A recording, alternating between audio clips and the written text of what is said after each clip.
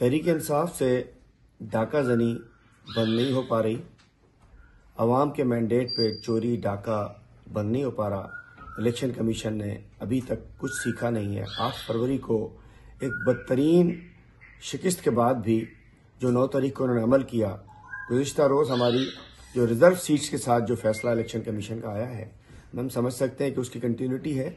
जो election commission आइन को तोड़ रही है, उसूलों को तोड़ रही है, और जिस अंदाज से पंजाब असम्बली का इलेक्शन वक्त पे नहीं कराया, केपी का वक्त पे नहीं कराया, मरकज का वक्त पे नहीं कराया, हमारे नॉमिनेशन पेपर्स रिजेक्ट किए गए, जिस अंदाज से हमारा बल्ला छीना गया, हमारा इलेक्शन कलअदम करार दिया, उसकी कंटिन्यूटी के अंदर हमारी रिजर्व सीट्स को हमसे छीन लिया गया है।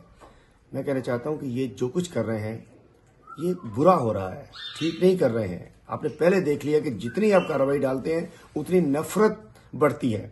इलेक्शन कमीशन इस सारी नफरत को घोल रहा है कौम के अंदर। हमारी ये इंशाल्लाह रिजर्व सीट्स हैं, हम लेकर रहेंगे। 180 हमारी एमएनए की सीट्स हैं, हम लेकर रहेंगे। हमें उम्मीद है इस अदालती निज़ाम पर, इस सुप्रीम कोर्ट पे, इन आला हाई कोर्ट्स पे, कि मैं समझता हूँ कि हमारा हक हमें मिलेगा। और अगर जहाँ हक नहीं मिला करता वहाँ फिर अवाम का गुस्सा, अवाम के जज्बात फिर कंट्रोल में नहीं रहते। हम समझ सकते हैं कि बेहतर ये है कि हम अदालतों के चक्कर लगा रहे हैं, हमें इंसाफ मिलना चाहिए, नहीं तो ये नाइंसाफ़ी अगर हद से बढ़ेगी बात बहुत दूर तक जाएगी। इस वक्त जिस अंदाज से गुज़िश्ता रोज़ इलेक्शन कमीशन ने हमारी रिजर्व सीट्स को छीना है, हम एक एक रिजर्व सीट इंशाल्लाह वापस लेंगे, 180 सीट भी वापस लेंगे। और जिस